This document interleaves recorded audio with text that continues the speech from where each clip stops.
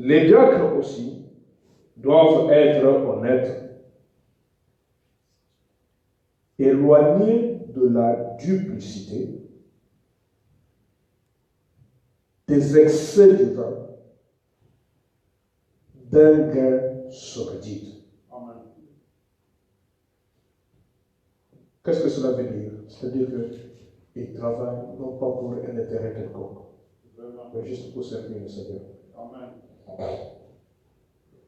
Conservant le mystère de la foi dans une conscience pure. Amen. C'est-à-dire des gens qui ne sont pas souillés, des gens qui n'ont pas de problèmes de conscience, des gens qui n'ont pas de condamnation en eux parce qu'ils vivent mal. Amen. Mais des véritables chrétiens. Amen. Conservant le mystère de la foi dans une conscience pure, qu'on les éprouve d'abord et qu'ils exercent ensuite leur ministère s'ils sont sans reproche. Vous comprenez que les diacres, ce sont des gens qui sont appelés à être sans reproche. Amen. Les femmes, de même, doivent être honnêtes, amen, non médisantes, sobres, fidèles en toutes choses. Amen. Les diacres doivent être maris d'une seule femme, amen, pas un polygame, hein, pas un divorcé, mais mari d'une seule femme.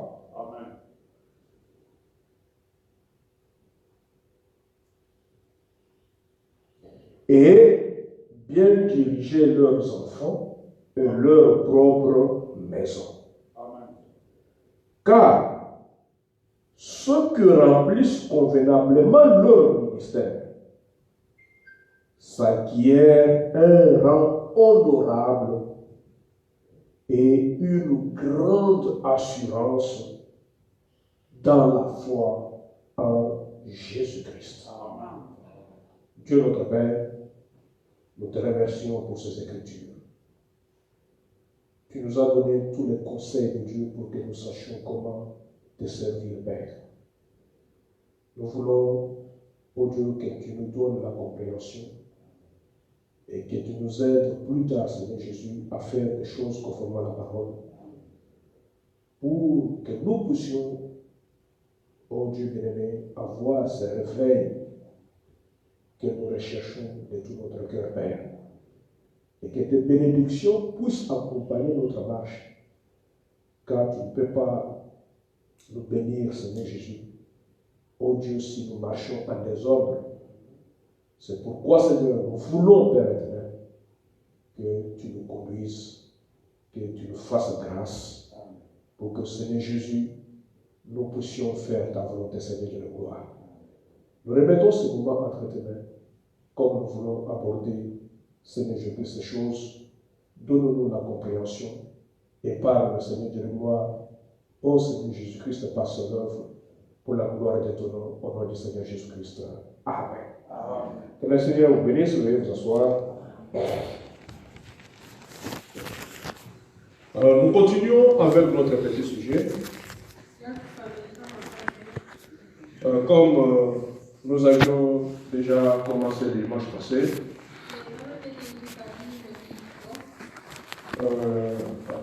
alors qu'on lisait les prophètes, qui nous montraient qu'à la fin de chaque année financière, tous les offices dans l'Église s'arrêtent. Et que quand on commence une nouvelle année, on renouvelle les mandats de ceux qui œuvrent dans la maison de Dieu. Amen. Et nous avons vu avec vous que chaque office a un mandat d'une année, sauf l'office du pasteur. Et le dimanche passé, nous avons vu comment est-ce que le pasteur, son ministère peut s'arrêter. Et je vous ai donné la situation où Frère Branham dit, si votre pasteur faillit, et faillit continuellement, alors saquez-le. Mettez-le de côté. C'est une écriture que je vous ai donnée. Et je vous ai aussi montré, à cause d'une mauvaise vie du pasteur. C'est le pasteur, c'est un homme de mauvaise vie.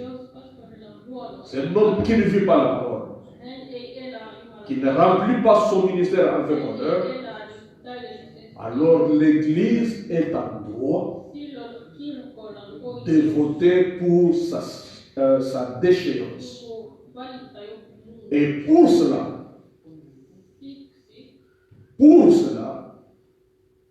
il faut qu'il y ait 2 ou 3 témoins différents. Et le prophète dit que ce sont les témoins qui ne se sont pas consultés au préalable, qui ne se sont pas parlé au préalable, qui ne se sont pas entendus au préalable. Et le premier témoin a vu, le deuxième a vu, le troisième a vu, et à ce moment-là, chacun apporte dans son fort intérieur, dans sa propre conscience, l'accusation contre l'ancien. Parce que la Bible dit, ne recevez pas l'accusation contre l'ancien, si ce n'est sur la déposition de 2 ou de 3 témoins. Et dans ce cas-là, l'Église est en droit de mettre le pasteur dehors. Si l'Église veut lui pardonner pour qu'il puisse continuer, l'Église peut lui pardonner. Mais si l'Église décide qu'il parte, le pasteur partira. La souveraineté, comme je vous ai lu la fois passée, la pleine autorité de l'Église vous appartient. C'est l'Église qui vote tous ceux qui entrent. C'est l'Église qui vote tous ceux qui sortent. Et nous avons, comme j'ai dit le dimanche passé, différents offices qui doivent normalement opérer dans l'Église. Nous avons l'office du pasteur, nous avons l'office des diacres, donc les conseils des diacres, nous avons les conseils des administrateurs, et nous avons les pianistes,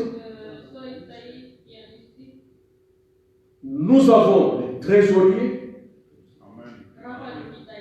nous avons les surveillants de l'école du dimanche. C'est lui qui doit superviser l'école du dimanche. Et le dimanche, je vous ai montré que normalement, nous devons avoir différentes classes. Les tout petits de 0 à 5 ans, on peut leur trouver. Mon frère Branham me recommande une sœur ou une femme qui est déjà âgée, qui sait s'occuper de tout petit. Et de 5 à 10 ans, c'est une classe. Et de 5 à 10 ans, c'est une classe. Et nous avons aussi la classe des adolescents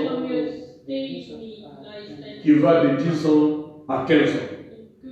Donc à partir de 15 ans, ils peuvent déjà être dans l'école des adultes comme ça. Et dans chaque classe, il faut avoir un enseignant. Mais pour tous ces offices que nous avons énumérés ici, il y a des critères. Il y a des critères pour travailler dans un office de l'église. Parce qu'on ne prend pas n'importe qui. On ne choisit pas n'importe qui. Et on choisit des gens qui sont qualifiés, en qui Dieu a placé quelque chose, un don identifiable pour servir le Seigneur. Parce que tout ce que Dieu nous donne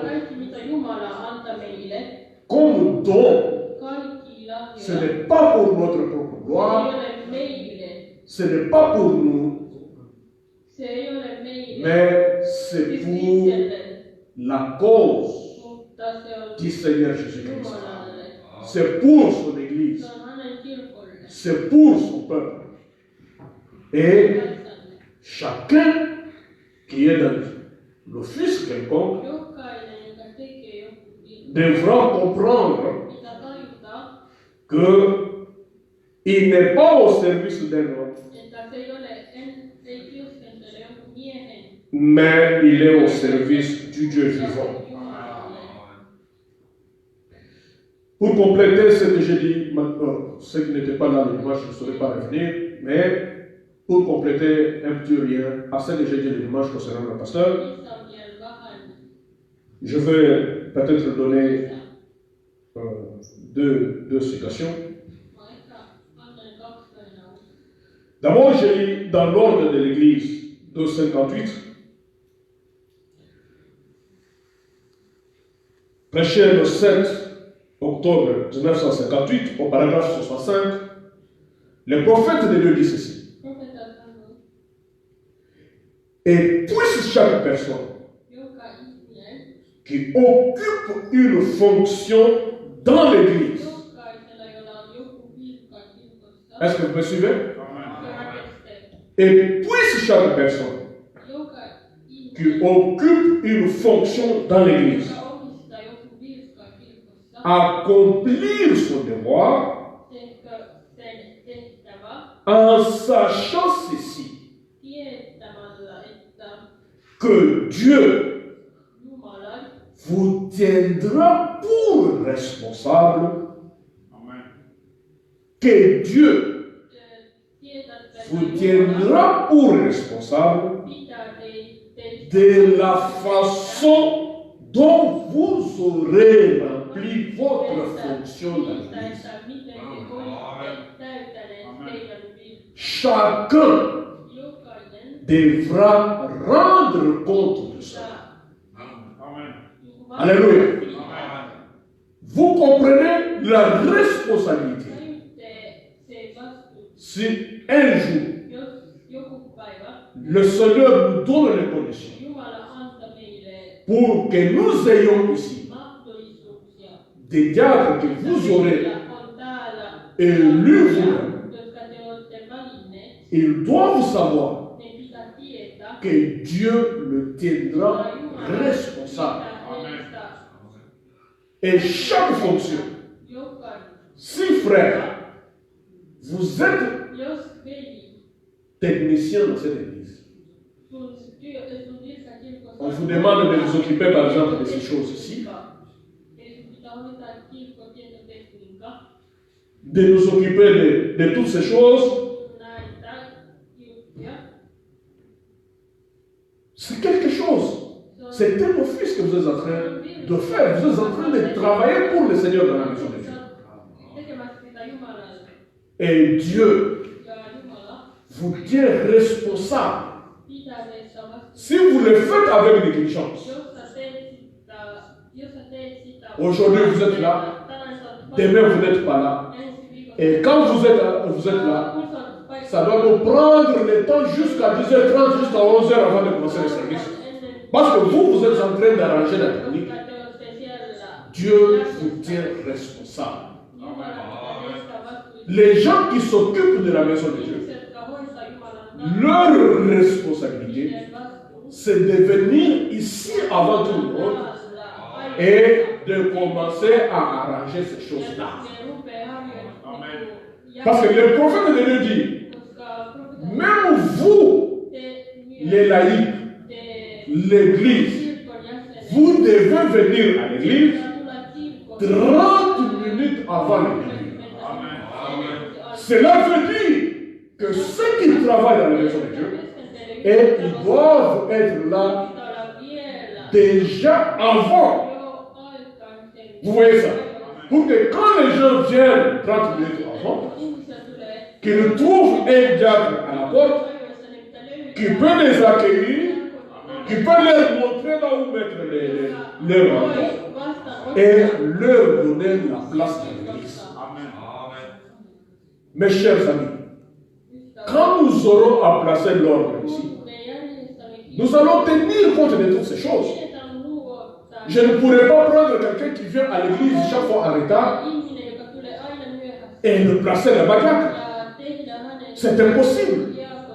Je dois voir la vocation dans la personne.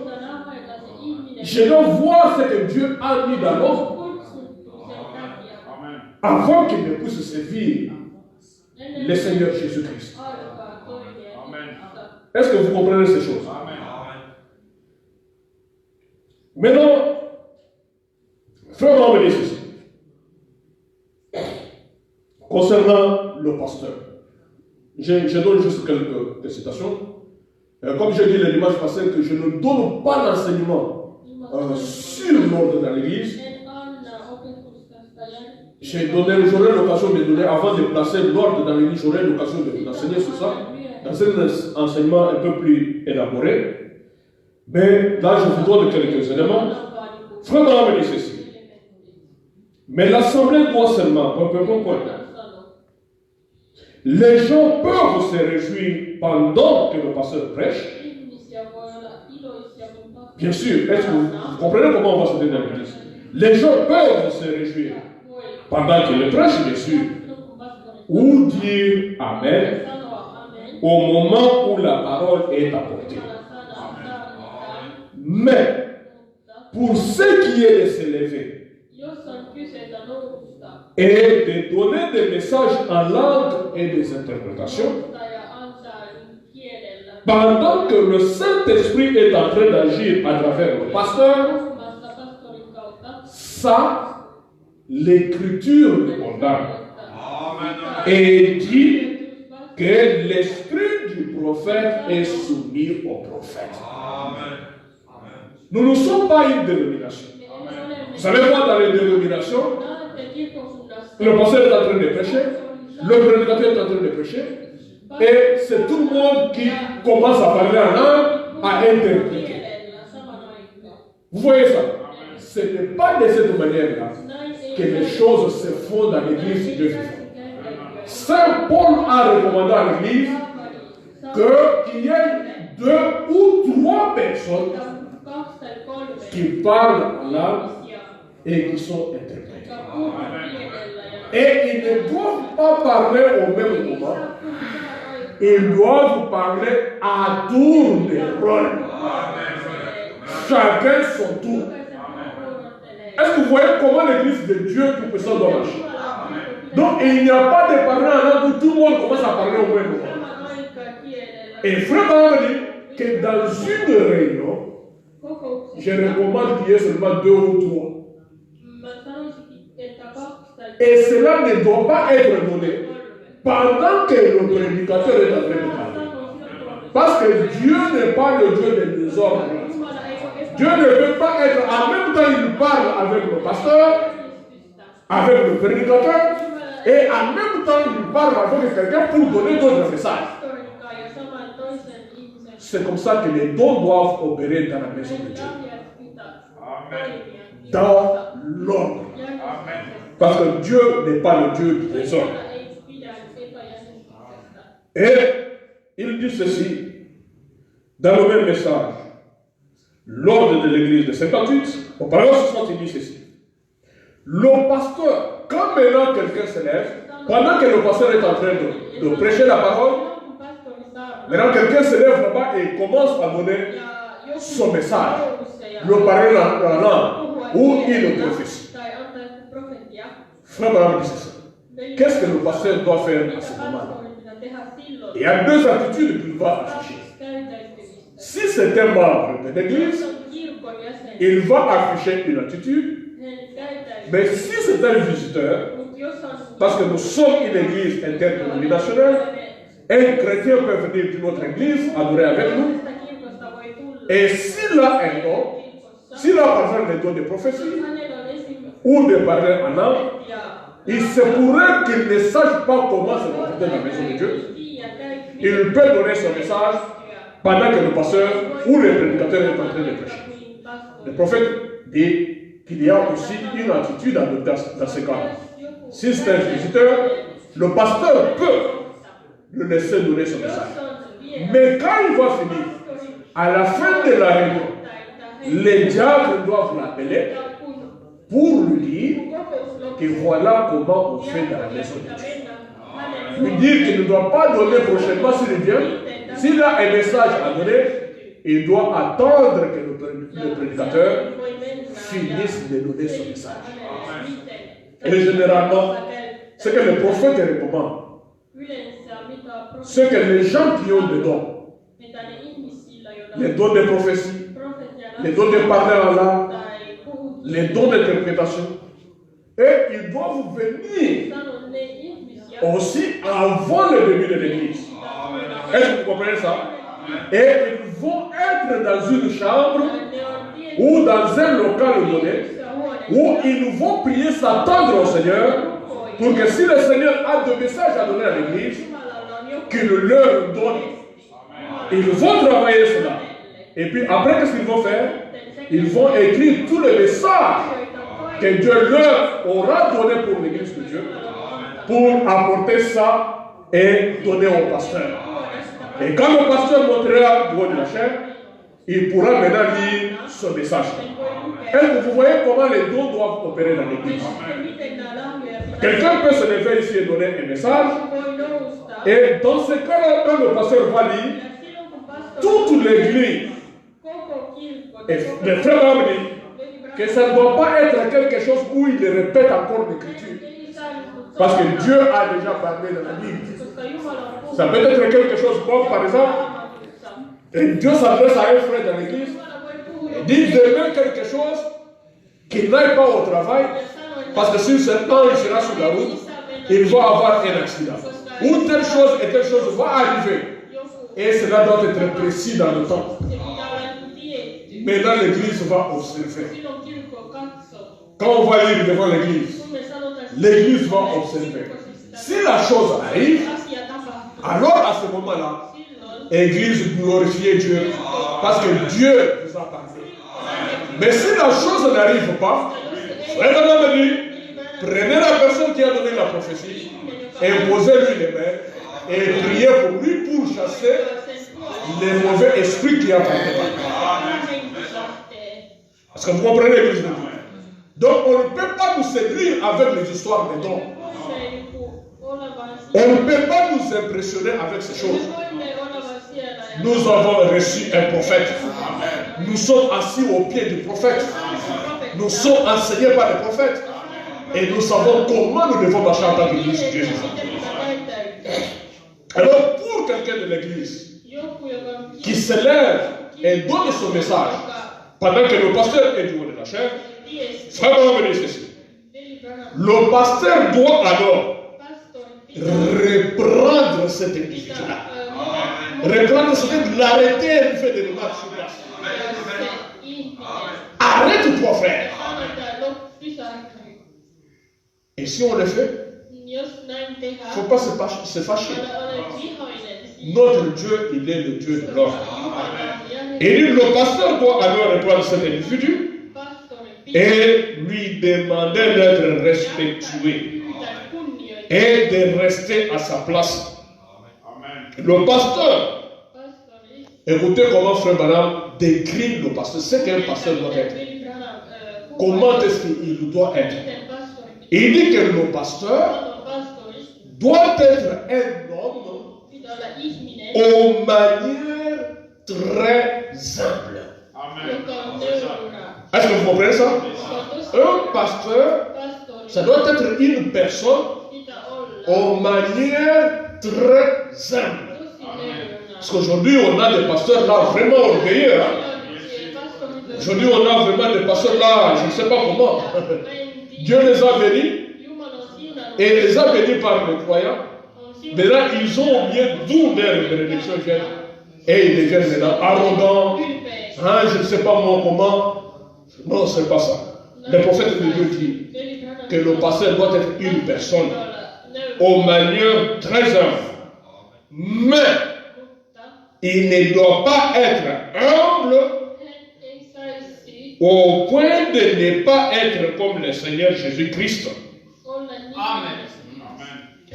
Quand il a vu que les gens agissaient mal dans l'église, qu'est-ce qu'il a fait? Le Seigneur Jésus-Christ. Vous savez qu'il était l'homme le plus doux. Hein? Il était doux. Il avait tous les beaux traits caractéristiques. Mais quand il a vu les désordres dans l'église, il a mis d'abord la douceur de côté. Et frère, il a dressé des corps et les a chassés de l'église. Est-ce que vous savez que Jésus avait frappé les gens dans le temps? Et le pasteur, bien que très humble, mais il ne doit pas être humble au point de laisser les gens faire n'importe quoi. Le prophète dit, et maintenant, l'église de Dieu est la maison du jugement. Et le pasteur occupe le rang le plus élevé dans l'église. L'ancien, c'est la fonction la plus élevée dans l'église apostolique. À part le Saint-Esprit. Le Saint-Esprit apporte ce message directement à l'ancien et l'ancien les transmet au peuple. Donc, comme je suis ici, le Saint-Esprit m'a donné ce message et moi je suis en train de vous transmettre ce message. La charge du pasteur, comme Frère Branham avait institué même la Branham Tabernacle, il disait que la charge du pasteur est de conduire et d'agir selon tout programme que l'on croit être conforme au plan de Dieu, conforme à la parole de Dieu. Pour les Branham Tabernacle, il assumera l'autorité suprême et endossera la responsabilité initiale à lui seul pour ce qui est de garder et de promouvoir l'intérêt spirituel de l'Église. C'est la responsabilité du pasteur. Mais nous verrons aussi, quand nous allons voir le fils de diacre, que les diacres aussi sont des assistants spirituels du pasteur. D'ailleurs, Frère Branham dit qu'ils ont plus de responsabilités que le pasteur. Et il dit ceci, le pasteur sera à la tête du pasteur adjoint ou associé.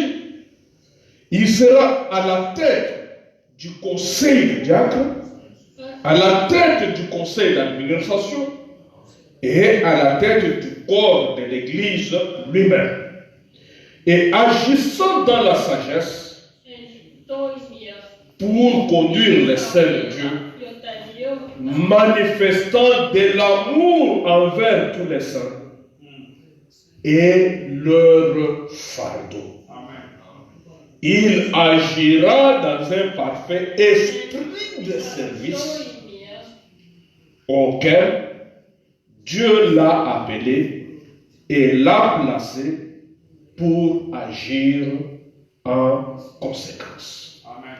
Il y a beaucoup de citations sur le pasteur, d'un porte-fax, d'un peu d'attelage, mais comme je dis, je n'enseigne pas l'ordre pour le moment, mais je donne quelques éléments pour que nous sachions ce que nous sommes en train de faire. la charge des administrateurs et la charge des trésoriers. Je parlerai de ça après. Maintenant, je veux parler de diacre. Parce que vous savez que dans notre église ici, jusque-là, à part le pasteur qui a été voté, nous n'avons pas encore voté le diacre. Quand nous avons commencé cette église, et moi-même, j'ai préféré d'abord attendre le plus longtemps possible, à peu près 2 ans, pour me présenter à vous, afin que vous puissiez maintenant voter si vous acceptez que je sois votre pasteur. Parce que c'est l'église qui choisit. Même si j'avais commencé le ministère, mais je ne pouvais pas m'imposer comme étant votre pasteur. Pourquoi j'avais attendu que vous ayez le temps de me juger, pour que vous ayez le temps de voir si je peux remplir cette fonction, afin que vous puissiez vous prononcer en connaissance de Dieu. Et je voulais aussi attendre que peut-être Dieu enverrait d'autres serviteurs de Dieu au milieu de nous, qui travailleront au milieu de nous, pour que parmi tous ces serviteurs de Dieu, et moi y compris, que vous puissiez voir qui pouvait vous servir. Et nous avons entendu pendant 2 ans, vous m'avez élu, mais nous n'avons pas encore de diacre. Pourquoi nous n'avons pas encore de diacre? Parce qu'il faut que les conditions soient remplies, que nous ayons des personnes qui remplissent les conditions pour être le diacre dans l'Église. Et c'est ce que nous allons essayer de voir aujourd'hui. Parce que parmi vous, il y a des gens qui seront appelés à le faire. Nos 2 frères qui sont ici, frère Félix et frère Charles, sont en train de nous aider comme des huissiers. Et il y a frère Félix qui disait que je ne sais pas si le huissier ça existe. J'ai dit oui, ça existe. Frère Branham m'en parle. Et je vous le dirai aussi. Frère Branham m'en parle. Donc je vous ai dit même là qu'il y a une différence entre le huissier et le diacre. Le huissier, je peux vous désigner quelqu'un pour être huissier là-bas et travailler. Mais le diacre, c'est vous qui devez élire votre diacre. Vous comprenez ça? Ce n'est pas moi qui vais nommer le diacre.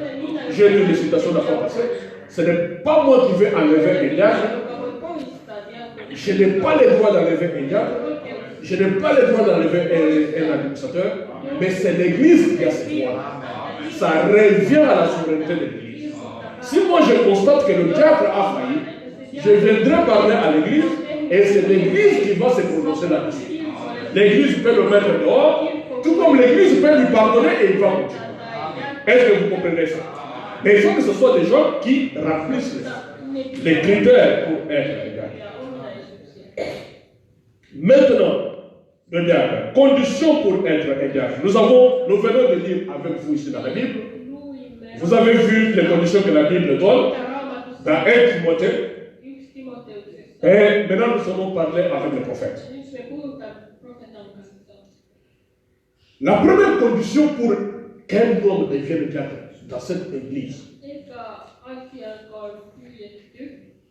il doit être un membre de cette église. Est-ce que vous comprenez ça? On ne peut pas prendre quelqu'un du dehors ou d'une autre église, faire de lui un membre de cette église. Ça doit être un membre de l'église. Il doit être un homme, pas une femme. Donc, il doit être un homme et mari d'une seule femme. Vous comprenez? Et ça ne doit pas être un divorcé ou un homme qui est remarié. Il ne doit pas non plus être un célibataire. Si quelqu'un me dit on peut prendre un jeune là-bas et le placer. Non. Je veux dire que pour faire là, je l'émère d'abord. Il ne doit pas non plus être un célibataire. Ça doit être un marié. Ça ne doit pas être un novice. Quelqu'un qui vient de croire. Quelqu'un qui est encore jeune dans la foi. Et doit être rempli du Saint-Esprit. Amen. Et quand nous parlons de mari d'une femme, d'une seule femme, il est soumis aux mêmes critères que le pasteur. Aujourd'hui, j'entends, dans le message, il y a maintenant beaucoup de choses.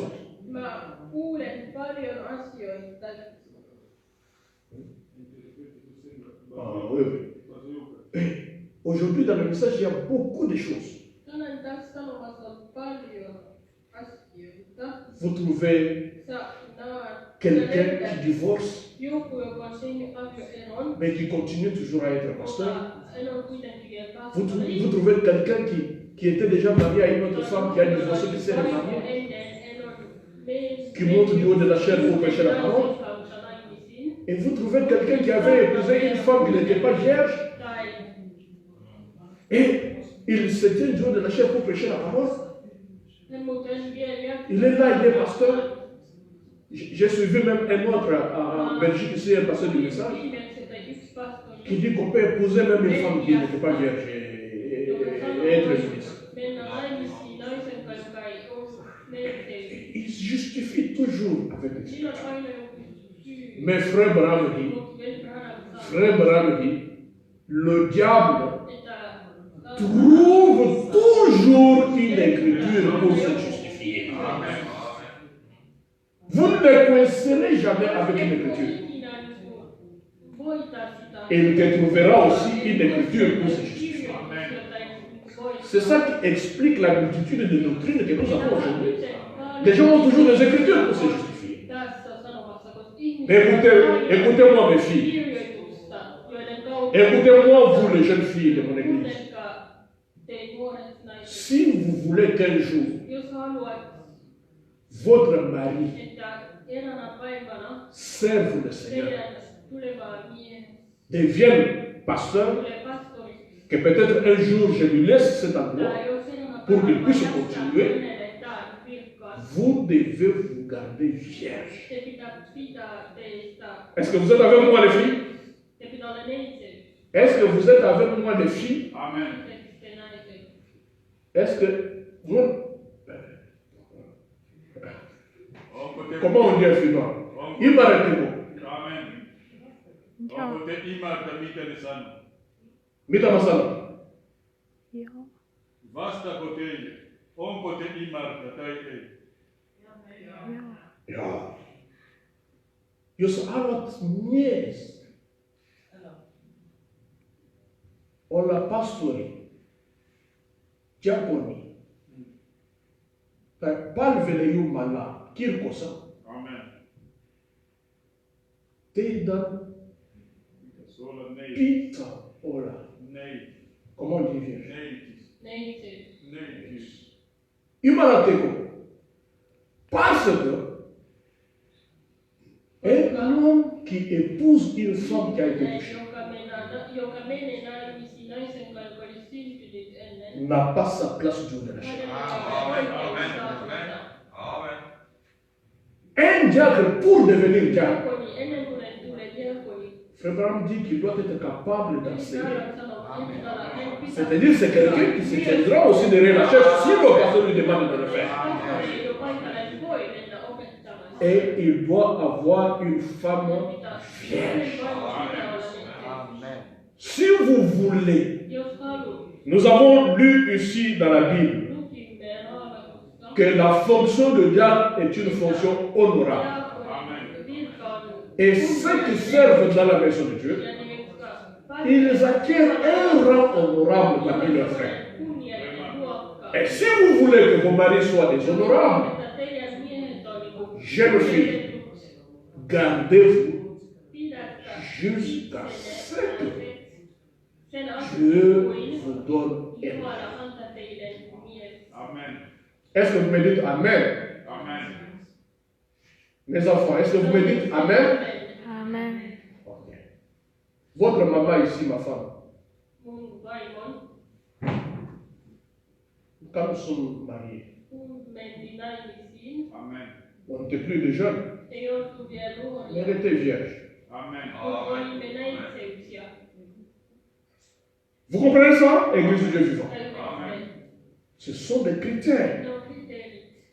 Et ça, vous devez bien le comprendre. Amen. Si vous voulez que vos maris servent le Seigneur, alors gardez-vous purs. Parmi vous ici, il y a des femmes des prochains prédicateurs. Si le Seigneur tarde et que l'Église continue, il n'y a que parmi vous ici qu'il y aura des femmes, des prédicateurs, des serviteurs de Dieu. Que Dieu vous aide. Je sais que vous vivez dans un temps vraiment très difficile. Je sais que ce n'est pas facile pour vous. Frère Branham lui-même, il le reconnaît. Il dit que nos enfants, ils font face à beaucoup plus de tentations, de difficultés que nous-mêmes. Quand vous allez à l'école, vous voyez toutes les jeunes filles avec les petits copains. Vous voyez tous les jeunes hommes avec les petites copines. Cela vous tente. Mais sachez que ce n'est pas par hasard que Dieu a fait que vous puissiez recevoir ce message. Amen. C'est pour que vous puissiez servir à sa gloire.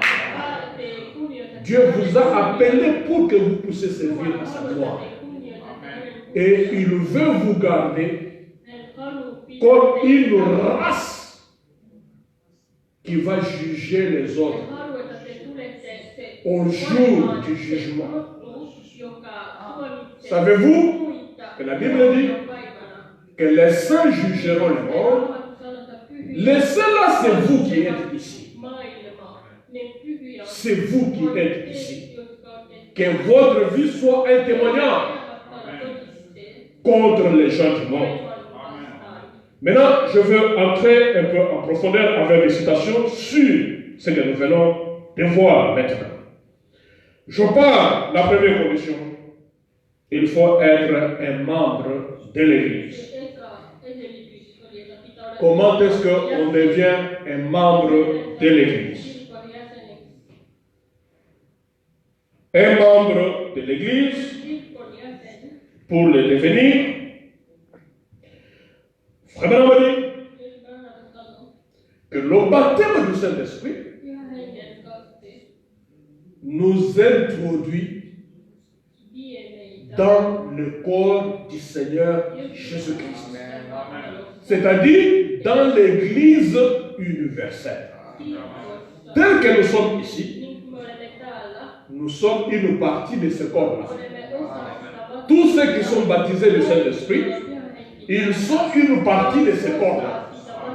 Tous ceux qui sont baptisés du Saint-Esprit, dans l'église, par exemple, du pasteur Mathieu, ils font partie de ce corps-là. Tous ceux qui sont baptisés du Saint-Esprit, chez Frère John là-bas, partout dans le monde entier, nous faisons ce qu'on appelle le corps du Seigneur Jésus-Christ. Les gens qui sont baptisés du Saint-Esprit. Mais maintenant, il y a des églises locales. Comme nous qui sommes ici, nous sommes une église locale. Vous comprenez ça? Alors, nous sommes membres de cette église si nous accomplissons des critères qui font que nous soyons des membres de cette église. Et c'est parmi ces membres-là qu'il y aura des diacres, des gens qui ont occupé les fonctions. Et c'est seulement ce membre-là qui vont aussi voter pour les diacres, pour toutes les fonctions de l'église. Maintenant, ça doit être quelqu'un qui est baptisé dans l'eau au nom du Seigneur Jésus-Christ et qui a choisi cette église comme étant son église. Pour ceux qui étaient là au début, j'avais déjà enseigné sur le choix d'une église. Je ne vais pas revenir maintenant, parce que ce n'est pas mon sujet. Mais ceux qui sont baptisés dans l'eau et qui ont choisi cette église pour être leur église, qui viennent à cette église, mais pas seulement, Maintenant, je vais lire les prophètes pour vous montrer qui est membre d'une église.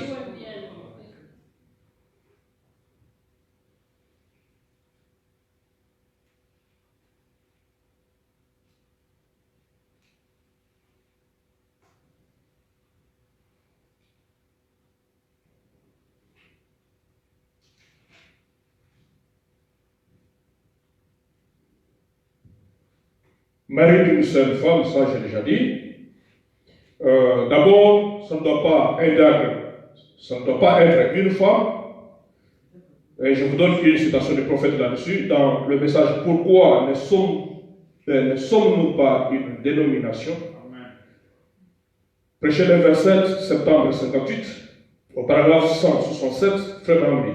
Maintenant, remarquez bien, là, quand ces femmes prédicateurs sont arrivées, quand les femmes prédicateurs sont arrivées, elles pensaient pouvoir user de leur autorité. Mais c'est absolument interdit par Dieu. Permettez, pendant que nous traitons de ça, du sujet des femmes, vous voyez, et là il a dit, si un homme parmi vous est spirituel ou prophète, qu'il reconnaisse que ce que j'écris,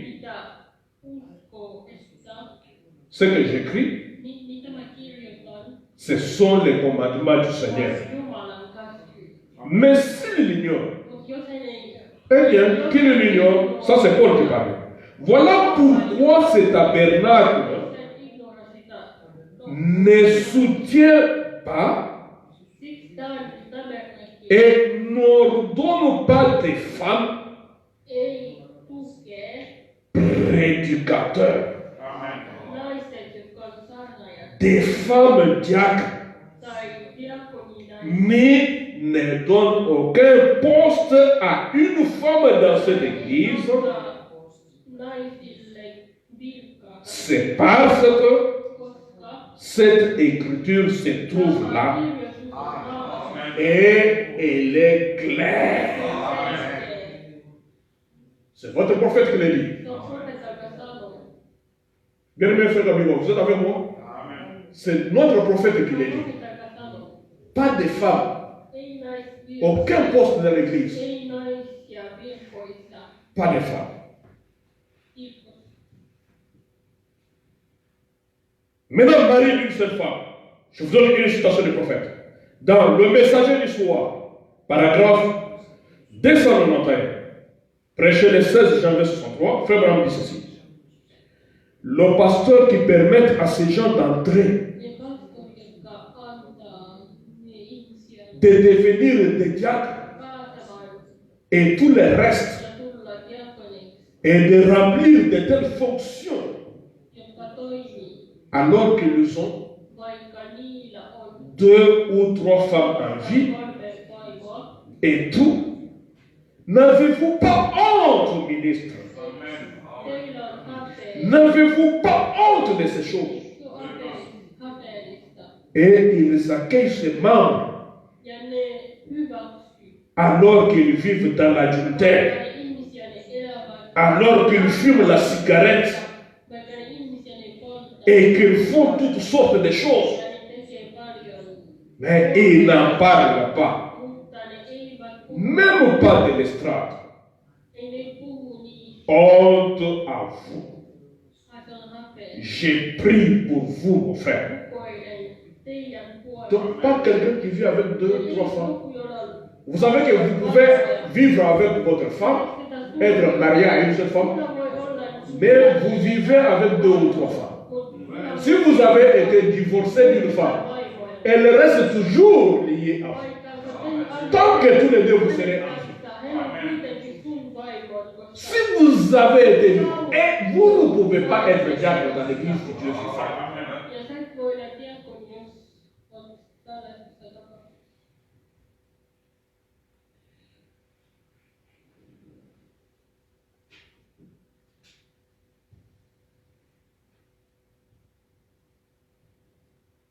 Maintenant, je parle de la qualité des membres de l'église. Qui est membre de l'église? Frère Branham dit ceci. En tout cas, je vais vous lire les prophètes. Vous savez que je me gêne beaucoup de parler de ces choses, mais c'est vous qui m'avez donné assez de courage. Je me rappelle un jour, frère Félix me disait, mais enseignez-nous sur le Dieu et sur le frère. Ça, c'est la parole de Dieu. Nous avons commis beaucoup d'erreurs, mais enseignez-nous. Mais moi, je n'ai pas, personnellement, je n'ai pas. Bien que c'est la parole de Dieu, mais je me gêne beaucoup de parler de l'histoire d'argent. Parce qu'il y a maintenant beaucoup d'abus parmi les serviteurs de Dieu. Bien que c'est la parole de Dieu, mais je crois que vous allez me donner du courage pour en parler.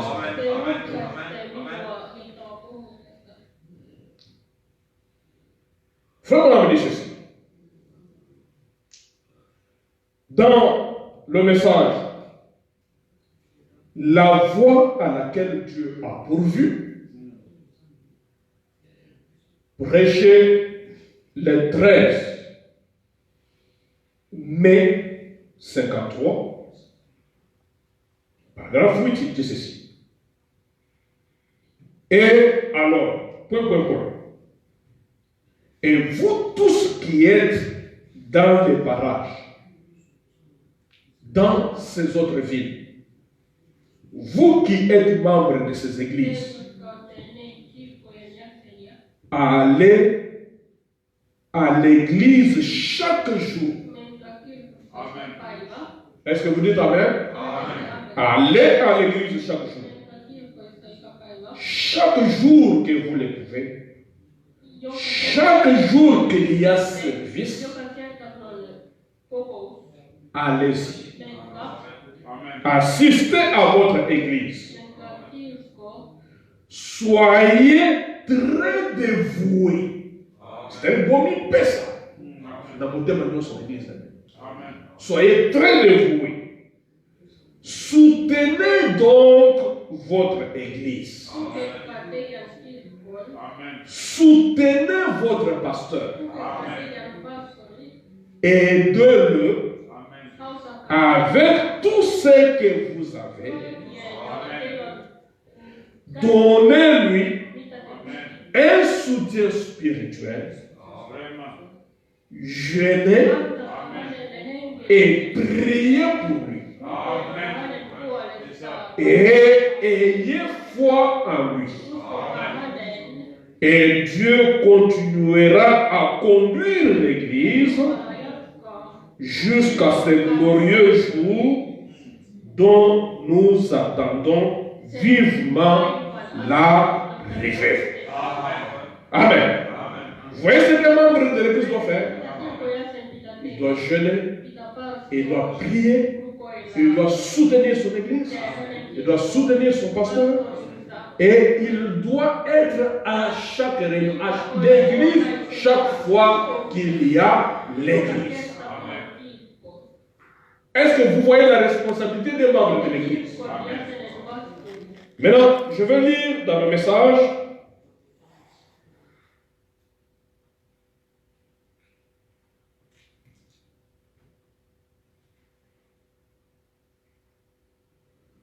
je suis dans le message le discernement de l'esprit.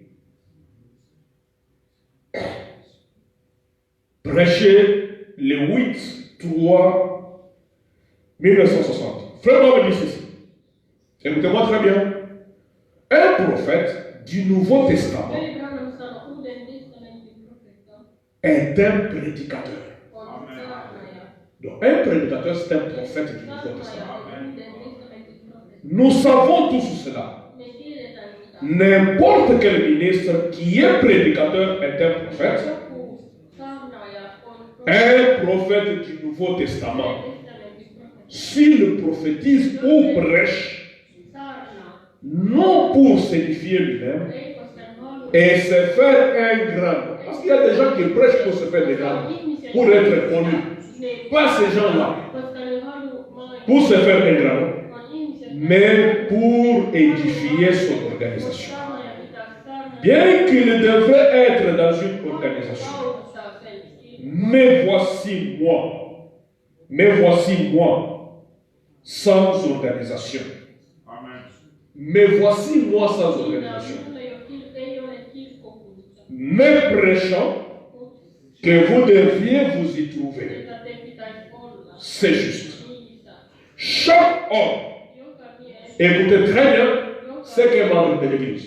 Chaque homme devrait avoir une église. Donc vous ne pouvez pas être non, moi je suis un chrétien, je reste à la maison, je vais suivre les bas. Est-ce que vous comprenez ça? Vous ne pouvez pas être là, non, moi je suis un chrétien, j'appartiens à toutes les églises. Aujourd'hui tu es là-bas, demain tu es là-bas, non, moi je communie avec tous les frères. Non. Frère Branham dit, chaque homme devrait avoir une église où il se sente chez lui. Vous comprenez ça? Là où vous vous sentez à l'aise. Donc chaque homme devrait avoir une église là où il se sent chez lui. Et vous devriez avoir un endroit, écoutez le prophète, vous devriez avoir un endroit et non pas simplement flotter ça et là. Des chrétiens qui aujourd'hui, il est là-bas. Est-ce que vous écoutez votre prophète comment il dit? Et non pas flotter ça et là, mais avoir un endroit où vous allez à l'église. Et vous l'appelez votre église, un endroit où vous payez votre dîme. Un chrétien doit avoir un endroit où vous payez votre dîme. Et un endroit où vous aidez à soutenir la cause. Est-ce que vous comprenez ce que je dis? Faites votre choix. Choisissez votre église. Mais alors, ne coupez jamais la communion avec cet autre homme parce qu'il n'appartient pas à votre groupe. C'est pourquoi nous ici, nous sommes une église interdénominationnelle. Nous communions avec tous nos frères. Et frère Branham dit dans le message, pourquoi je suis contre les organisations, les dénominations? Il dit que parce que les dénominations empêchent les frères de communier ensemble. Ils nous coupent la communion avec les frères.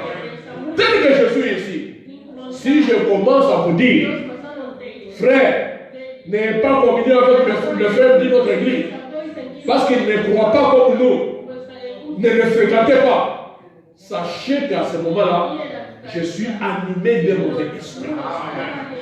Vous n'avez pas à croire cela, même si c'est moi qui l'ai dit. Et je sais que par la grâce de Dieu, je ne le dirai jamais. Parce que ce n'est pas la parole. Vous voyez? Donc, discernez son esprit et voyez s'il a le même but dans le cœur. Et alors, vous avez la communion l'un avec l'autre. Vous travaillez pour une grande cause. C'est la cause de Christ. Je crois que c'est parfaitement vrai. Frère Branham dit, faites votre choix. Ayez votre église, un endroit où vous vous sentez à l'aise, un endroit où vous payez vos dîmes et vous soutenez la cause. C'est ça ce qu'un membre de l'église doit faire. Amen. Je lis encore les prophètes. Là, c'était dans le discernement de l'esprit. Je lis maintenant dans le message mise en place de diacre. Il a prêché ça le soir du 20 juillet 58. Écoutez ce que le prophète dit. Maintenant, pendant que nos têtes sont inclinées, non seulement nos têtes, mais nos cœurs aussi. Et alors que tous les membres de cette église, écoutez comment il définit les membres de cette église. alors que tous les membres de cette église, ceux qui viennent régulièrement, qu'est-ce qu'un membre de l'église? C'est lui qui vient régulièrement à l'église. Ça, c'est le 1. Et qui la soutiennent par leur dîme et par leurs offrandes. Voilà ceux qui sont considérés comme membres de cette église. Est-ce que vous avez compris? Vous comprenez, frère Philippe, que moi je disais l'autre fois que si je regarde dans cette église, peut-être que j'ai ou 2 seulement ou 3 membres. Parce que ce sont les seuls, et ce sont des femmes, ce sont les seuls qui payent leur.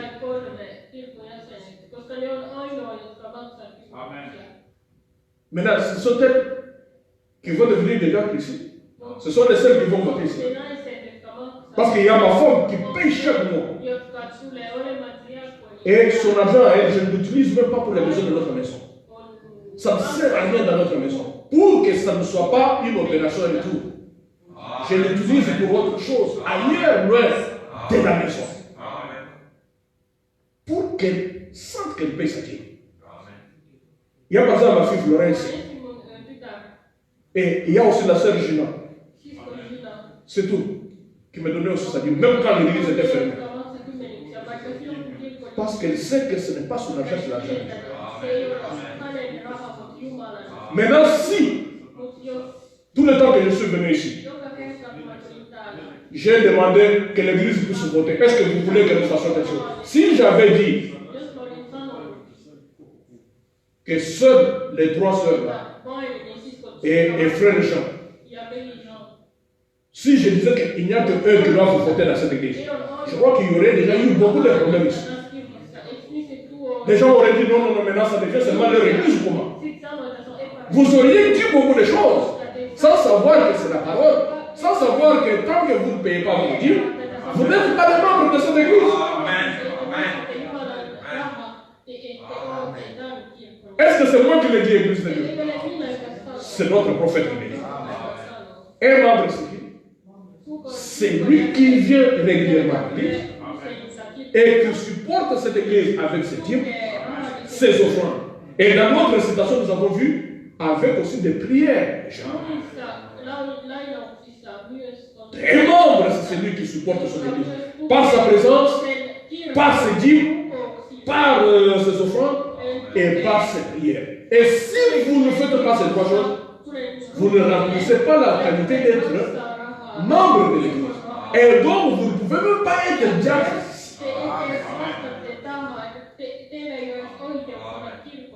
C'est ça la parole de Dieu, mes chers amis. C'est pourquoi l'autre jour, je disais, non, mais si je regarde ici, j'ai peut-être 2 ou 3 seulement membres de l'église. Parce que c'est ce que le prophète de Dieu dit. Donc, la responsabilité est entre vous-mêmes. Mais frère Mambali, faites votre choix. Chacun doit avoir son église là où il paye ses dîmes. Est-ce que vous comprenez ça? Je n'ai pas beaucoup de courage de parler de ces choses, d'insister sur ces choses, mais parce que c'est la parole de Dieu. Amen.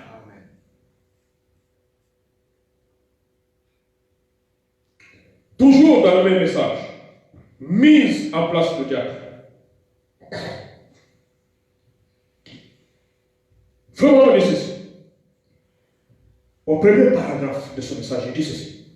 Donc, d'abord, est-ce que vous vous souvenez? Mettre en place des diacres dans l'église.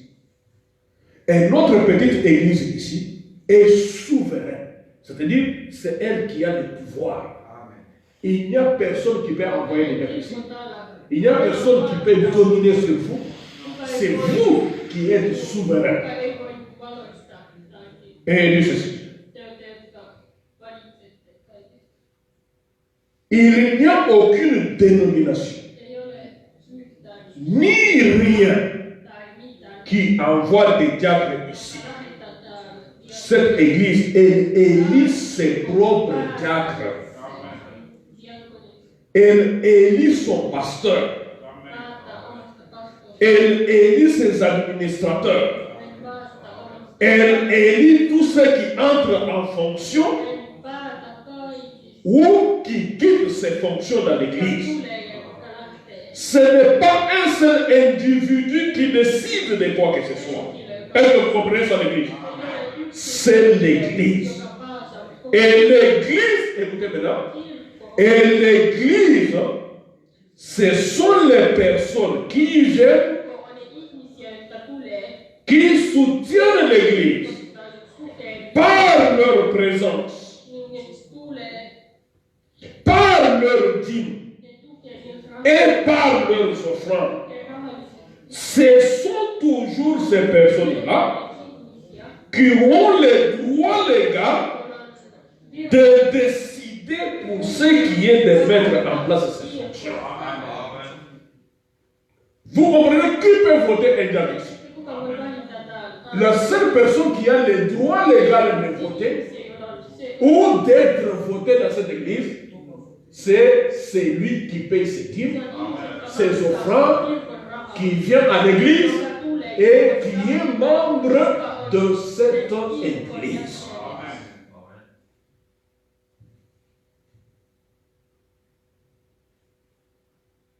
Est-ce que je peux continuer? Est-ce que vous me donnez du courage pour que je continue?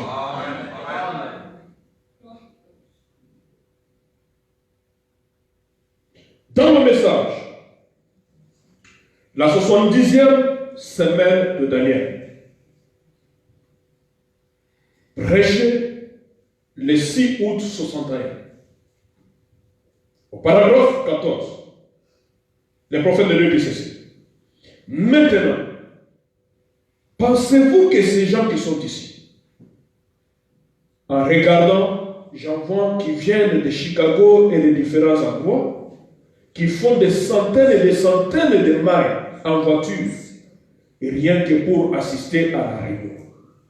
Et quand ils arrivent, il n'y a pas de place pour s'asseoir. La salle n'est pas climatisée. Il faut rester debout dans un vieux bâtiment surchauffé. La productrice est fatiguée. Surchauffé, à s'éponger la sueur. En prenant l'argent de la table des enfants pour pouvoir venir ici écouter le message. Ces gens-là, ils prenaient même l'argent de la nourriture des enfants, juste pour mettre du carburant et aller écouter la parole de Dieu. Vous voulez me dire qu'il n'y aurait pas, de l'autre côté de cette rivière, quelque part, un endroit où ils iront un de ces jours? Bien sûr que oui. Ça, c'est être fidèle. Vous voyez ce que c'est être fidèle? Même dans la neige, même quand il fait très froid, même quand les conditions sont mauvaises, même quand on n'a pas l'argent, on a quelque chose d'argent.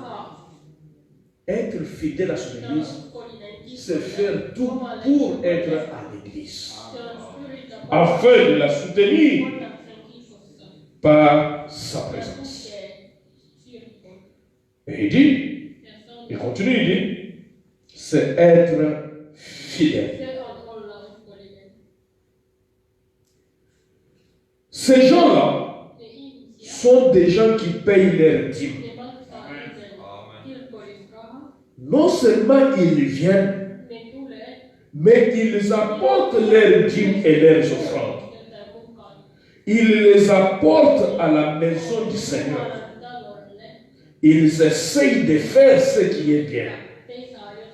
Que Dieu bénisse abondamment les gens si fidèles. Que la miséricorde et la grâce de Dieu soient avec eux. Je vais lire une autre citation. Dans le message influence. Vraiment, la ceci. Tenez-vous-en strictement à votre vocation. Vous comprenez, frère? Si vous sentez dans votre cœur que Dieu a mis quelque chose pour que vous puissiez les servir comme diacre, gardez cela en vous.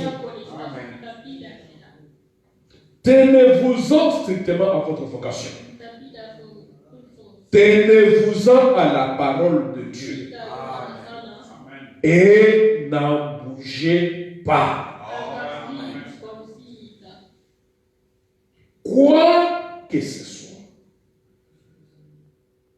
tenez-vous-y et restez avec votre appel. Moi, j'ai toujours dit, je ne vois pas pourquoi les gens se battent dans ce message pour servir le Seigneur. Oh non, on a refusé mon nom. Oh, on a refusé mon ministère. Oh, on a... Non, c'est un frère. Si le Seigneur vous a donné quelque chose, cette chose-là trouvera sa place. Parce que les dons de Dieu trouvent toujours leur place. On peut vous refuser de faire quelque chose, mais parce que Dieu vous a donné cette chose-là pour le servir, un jour vous le ferez. Et dit, s'il vous donne un travail, comme fermier, vous avez votre ferme là-bas, votre champ là-bas. Si Dieu vous donne ce travail-là, frère Marie, soyez un bon fermier. Si Dieu vous bénit dans ce travail-là, payez vos dîmes. Et quoi que ce soit d'autre, vos offrandes, afin d'aider le ministère à aller de l'avant. Est-ce que vous comprenez ça, frère? Payez vos dîmes, vos offrandes, afin d'aider le ministère à aller de l'avant. Et si l'affaire de vous est mécanicien, qu'il vous a béni dans ce travail, tenez-vous-en à ça et remerciez-le pour cela. Voyez, restez simplement là où Dieu vous a appelé. Un jour, on parlera de l'adoption et vous verrez que Dieu peut vous avoir appelé juste pour être un bon homme d'affaires. Et c'est ça votre adoption. Il vous adopte, il fait de vous un bon homme d'affaires pour que vous gagnez de l'argent afin de soutenir son œuvre. Et quand il le fait, si c'est Dieu qui l'a fait, vous verrez que cette personne-là, quels que soient les millions qu'il a, il sera toujours humble et simple. Vous voyez ça? Dieu peut vous appeler pour être seulement un bon mec. Et alors, c'est l'adoption. Dieu vous a placé là. Et il sait pourquoi vous avez quelque chose à faire. S'il vous appelle à être un fermier, soyez seulement un bon frère. Mais je vais vous dire quelque chose que frère Billy Paul disait. Frère Billy Paul donnait un témoignage. Il disait, mon père disait, si vous voulez faire quelque chose, faites-le de manière à être le meilleur possible dans ce que vous faites. C'est le conseil que le prophète lui avait donné. Donc, comme moi je suis prédicateur, donc je dois le faire de manière à ce que je sois meilleur dans ce que je fais. Si Dieu vous appelle à être diable, vous devez faire en sorte que vous soyez le meilleur diable. Dieu vous appelle à être technicien, à être pianiste, n'importe quel travail que Dieu va vous donner. Dieu vous appelle, vous les mères, à être de bonnes mères. Soyez les meilleures mères possibles. Dieu vous a appelé à être des épouses. Soyez les meilleures épouses possibles. Est-ce que vous me suivez, Église de Dieu? Parce que frère m'a dit, une sœur lui a demandé, qu'est-ce que je peux faire pour servir le Seigneur? Et frère Abraham lui a dit, en servant votre mari, vous servez le Seigneur Jésus-Christ. Donc, tout ce que Dieu vous a donné à faire, faites-le de manière à être le meilleur possible. Mais le prophète a ajouté, si tu veux être un paresseux, quelqu'un qui demande, qui va là demander des choses là sur la route, alors sois un meilleur paresseux possible. Alors tu finiras toute ton partie, toujours à demander. Soyez le meilleur en tout. Si vous êtes ici, faites tout pour être le meilleur. Venir à temps. Pas nous faire attendre pour commencer la prédication en retard. Donc, c'est ce que Dieu attend de nous. Et le prophète dit que tout homme qui occupe une fonction, qu'il sache que Dieu lui demandera des comptes. Et dans le message,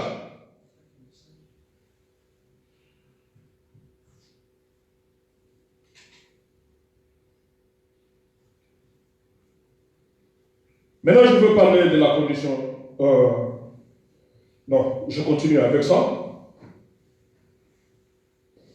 Les autres conditions, on va les apporter. Peut-être si on n'a pas le temps, on va les apporter ailleurs. Maintenant, écoutez, on demande ceci à Frère Branham, comme je suis encore dans ce chapitre.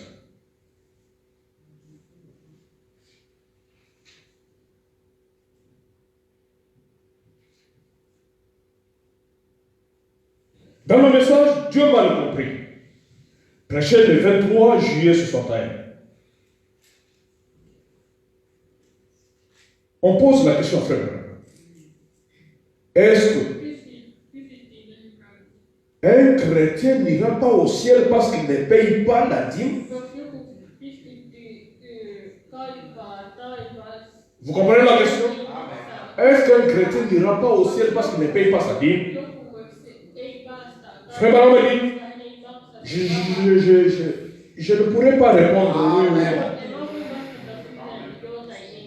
Est-ce que c'est moi qui vais vous dire que vous irez au ciel? Oui, vous irez au ciel si vous ne payez pas la dîme. Je ne peux pas vous dire.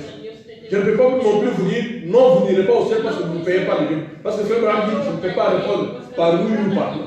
Comprenez que si vous êtes dans cette situation-là, vous êtes dans une situation dangereuse et ambiguë. Il dit ceci. Mais je crois réellement. Vous écoutez? Je crois réellement que tout chrétien est tenu de payer ses dîmes. Car c'est un commandement du Seigneur. Et heureux c'est lui, ceux qui gardent tous ces commandements, afin d'avoir les droits d'entrer dans la vie. Donc, si tu gardes ce commandement-là, c'est alors que tu vas avoir les droits d'entrer dans la vie éternelle. Arbre de vie. Donc, je crois réellement, écoutez ce que je dis, je crois réellement que payer la dîme est, vous savez, celui qui même garde tous les commandements. Ce n'est pas seulement celui qui dit de la bouche, oh, je t'aime, Seigneur, mais celui qui fait sa volonté. La volonté de mon Père. Dans le message être conduit, Frère Branham dit ceci. Mais je me souviens d'une petite histoire que j'aimerais que vous sachiez. Frère Branham veut que vous sachiez cette histoire qu'il nous raconte ici. C'est dans le message être conduit, prêché le 31 octobre 65, paragraphe 6, il dit ceci. Un jour, il y avait une veuve. Écoutez, il y avait une veuve. Elle avait une ribambelle d'enfants. Peut-être que le papa de ses petits-enfants était mort. Et elle avait seulement 2 centimes. Est-ce que vous écoutez l'histoire de cette femme? Elle avait seulement 2 centimes. Le mari déjà mort avait beaucoup d'enfants. Et une fois, elle passait dans la rue. Et c'était l'argent de la dîme. Ces 2 centimes-là qu'elle avait là. Elle était pauvre, mais elle avait mis de côté 2 centimes qui étaient l'argent de sa dîme. Simplement des centimes comme vous en avez épargné. Et elle a placé cela dans la maison des trésors de Dieu. Jésus se tenait là et il l'observait. Et je me demandais, qu'aurais-je fait si moi, Branham, j'avais été là? Je me serais probablement précipité et aurait dit à cette femme, non, sœur, ne faites pas ça. Parce que vous êtes pauvre, gardez votre argent pour vos enfants. Mais cette femme-là est partie. Lui, Branham dit que s'il était là, il allait l'empêcher de donner. Mais il dit, j'aurais dit à cette femme, non, nous n'en avons vraiment pas besoin. Mais vous en avez besoin pour ces enfants. Vous voyez? Maintenant, c'est vraiment qu'il dit, maintenant, je ne l'aurais pas laissé faire ça. Mais Jésus l'a laissé faire. Vous voyez? Il l'a laissé faire. Pourquoi? Il savait qu'il y a plus de bonheur à donner qu'à recevoir. Il savait ce qu'il ferait pour elle. Vous voyez? Et si je vous remercie, mes petits amis, de tout mon cœur. Une pauvre femme qui n'avait rien, mais il gardait toujours son argent de Dieu parce qu'il savait que ce n'était pas son argent. Dans Dieu m'a compris. Paragraphe 112, vraiment dit ceci. Voilà un défi pour tout homme. Écoutez, un défi pour tout homme. Vous connaissez ce que c'est un défi? Voilà un défi pour tout homme. Et si seulement j'avais le temps et que je ne prenne pas ce petit passage biblique que je désire aborder d'ici 10 minutes, j'aurais voulu vous donner un témoignage personnel. Maintenant, Frère Branham donne son propre témoignage. Je vous donner un témoignage personnel là-dessus. Lorsque j'étais affamé, est-ce que vous me suivez, frère? Lorsque j'étais affamé, que ma mère et les miens étaient affamés, et que mon père était malade, cependant, je prélevais d'abord mes dîmes et j'ai donné cela à Dieu. Il n'a pas dit non, parce que nous sommes affamés, parce que mon père est malade, d'abord je m'occupe de ces gens. Il dit d'abord, il prélevait ses dîmes et il le donnait à Dieu. Et vous auriez dû voir ce qui s'est passé. Jamais de ma vie, je n'ai vu quelqu'un, homme ou femme, même si vous ne gagnez $1 par semaine, si vous apportez 10 cents de cet argent et placez cela dans votre maison du trésor, qu'est-ce que votre maison du trésor? L'église que vous fréquentez. Si Dieu ne bénit pas cela, traitez-moi d'hypocrite. Même si vous ne gagnez qu'$1. Est-ce que vous comprenez ça? Apportez votre dîme à la maison du trésor. Et si Dieu ne bénit pas, alors traitez-moi d'hypocrite. Oui. C'est un défi. Nous avons dit que c'est un défi. Et le prophète dit, c'est un défi lancé à n'importe qui. Même si tu ne gagnes que peu d'argent. Ça ne suffit pas pour payer la maison, pour payer les factures, pour faire quoi que ce soit. D'abord, donner la dîme à Dieu. C'est un défi qui est lancé à n'importe qui. Et tout chrétien, cela répond à cette autre question. Tout chrétien devrait payer la dîme. C'est exact. Cela devrait être fait. Très bien maintenant. Dans le message, pourquoi ne sommes-nous pas une dénomination? Au paragraphe 79, Frère Branham dit ceci. Et vous rendez-vous compte, mon frère, que chaque fois que vous faites, ce qui est bien, cela retombera sur vos enfants. Amen. Alléluia. Vous pouvez ne pas voir ce que Dieu peut faire pour vous maintenant, frère. Mais sachez que vos enfants seront bénis pour cela. Regardez dans la Bible. Regardez Lévi. Il n'était même pas encore mis au monde. Il n'existait même pas. Mais c'est Abraham, le grand-père, qui a payé la dîme à Melchizedek. Cela a été compté pour Lévi. Mes chers amis, tout ce que vous faites pour Dieu, si vous ne pouvez pas, Dieu ne peut pas vous bénir, vous. Mais sachez que certainement, aussi longtemps que le Dieu de William Aaron Branham est vrai, vos enfants seront bénis par Dieu. Vous pouvez vous demander, et vous pouvez avoir que tous vos enfants ne croient pas la parole, mais parmi eux là, Dieu est capable de susciter même un grand serviteur de Dieu, un serviteur de Dieu de renom, qui fera la gloire et la fierté de la famille.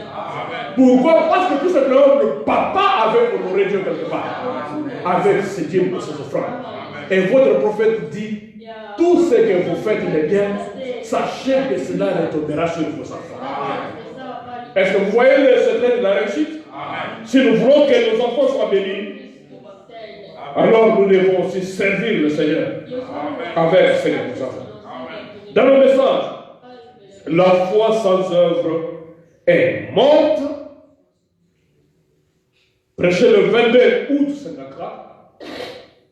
Vous écoutez même le titre du message. La foi sans œuvre est morte. Amen. Donc si tu dis que non, moi je crois le message, je crois, j'ai la foi. Mais si on ne voit pas les œuvres que cette foi-là produit, donc ta foi elle est morte. C'est quoi la Bible dit? Montre-moi les œuvres.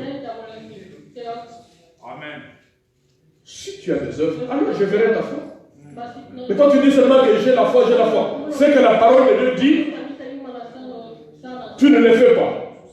Tu ne crois pas. Amen. Et dans ce message, frère Abraham dit, autrefois, je pensais que ce n'était pas bien de recevoir un cadeau. Maintenant, c'est un témoignage. Suivez très bien ce témoignage. Je vous ai dit ce que vous faites pour Dieu. Notre Dieu n'oublie pas. Vos enfants seront bénis à cause de ça. Dans ce message, frère Brandy, autrefois je pensais que ce n'était pas bien de recevoir un cadeau offert par quelqu'un. Quand j'ai lu ça, je me suis dit, alors gardez la vérité, ne pas vous prêcher sur ces choses. Je vous rends un mauvais service. Parce qu'on ne peut pas garder, cacher la vérité, parce qu'on se gêne, alors on cache la vérité. Écoutez ce que notre prophète dit dans ce message. Autrefois, je pensais que ce n'était pas bien de recevoir un cadeau offert par quelqu'un. Mais frère Charit, c'est lui qui a fait pression sur moi à ce sujet. Amen. Et il a dit, frère Branham, je suis obligé de vous corriger là-dessus. Mais a-t-il dit là, mais vous vous trompez, frère Branham. Il a dit, vous faites faire des pertes à ces gens en refusant leur cadeau. Amen. Vous comprenez ça? Donc, si moi je me gêne maintenant de recevoir des cadeaux ou quelque chose de vous, je vous fais faire des pertes. C'est pourquoi je vais réunir un peu de courage pour vous en parler. Vous comprenez ça? Vous faites faire des pertes à ces gens. Et vous leur faites manquer leur récompense. Il a dit, il y a plus de bonheur à donner qu'à recevoir. Ensuite, il m'a raconté son histoire. Je vais vous raconter l'histoire de frère George Charit. Cet homme-là, il était né très pauvre. Son père était très pauvre. Et il était né avec beaucoup d'handicaps. Il ne savait pas parler. Il ne parlait pas très bien. Il balbutiait. Et puis, il était pauvre. Il dit, comment dire ici, Frère Charit, c'est le genre d'homme qui est né sans posséder beaucoup de biens dans ce monde. Son père était très pauvre et il était lui-même, et son père là, il était un bagarreur. Il avait quitté sa mère. Vous voyez dans quelle condition il a grandi? Et John Charit, il y a 15 ans, il vendait juste des pommes à 5 cents seulement la pièce. Là, devant lui, à 5, dans les Missouri. Des pommes seulement. Quand bien même cela ne pouvait pas lui procurer une charrette pour prendre le soin de sa maman. Mais il bégayait, il ne savait pas parler. Il ne pouvait pas. Bien. Mais il s'est mis à chercher le Seigneur. Lorsqu'il était un jeune garçon, il s'est mis à chercher le Seigneur. Alors que tous les garçons de son âge avaient des copines, avec des filles avec lesquelles il sortait. Mais lui, il ne pouvait. D'abord, il était pauvre, il bégayait, il ne savait même pas parler, il ne savait même pas comment il pouvait aborder une fille. Et il dit, il a seulement dit au Seigneur, Seigneur, moi, je vais te faire confiance.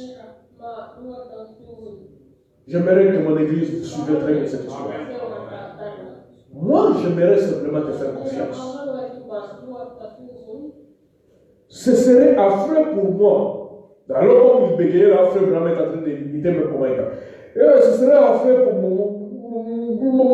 moi d'aller essayer de parler aux jeunes filles. Mais je veux me marier et avoir des enfants. Voilà ce qu'il a dit au Seigneur. Je veux me marier et avoir des enfants. Mais ce serait affreux pour moi d'aller parler aux filles parce que je ne sais même pas parler. Mais je veux quand même me marier et avoir des enfants. Et je vais te servir. Mais donne-moi une femme. Il confia cela au Seigneur et il avait environ 25 ans. Vous voyez que pour se marier, mes enfants, abordez cela dans la prière. Et le Seigneur va vous conduire. Vous pouvez regarder dans l'église, ah mais il n'y a pas encore de jeunes frères. Les frères peuvent regarder, mais il n'y a pas encore de jeunes frères. Dieu, frère Barama dit, Dieu, quand il appelle un homme, il appelle aussi sa femme. Votre mari se trouve quelque part. Et votre femme se trouve quelque part. Et il dit, s'il avait pu passer à côté de chaque femme au monde, il n'en aurait pas eu de meilleur que cela. C'est que Dieu, maintenant Dieu a répondu à sa prière, il lui a donné une meilleure femme possible.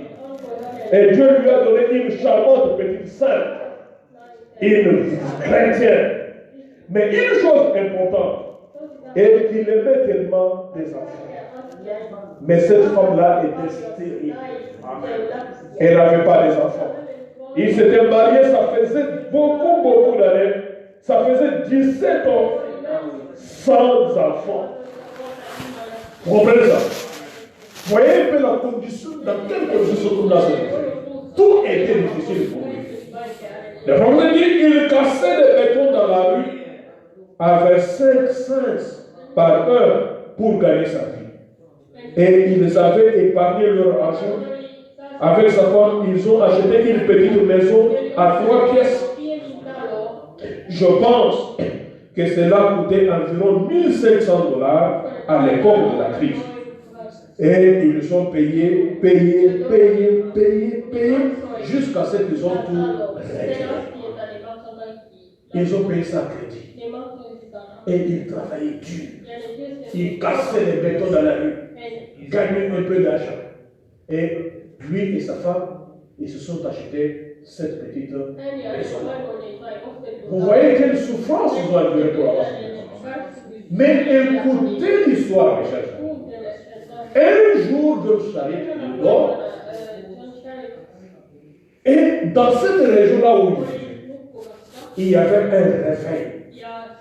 Il y avait un prédicateur de renom, le docteur Satan qui était venu prêcher dans cette région.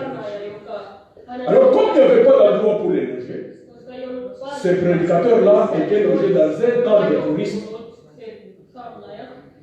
Là où il y avait des touristes avaient fait un camp où ils pouvaient venir et s'abriter là-bas.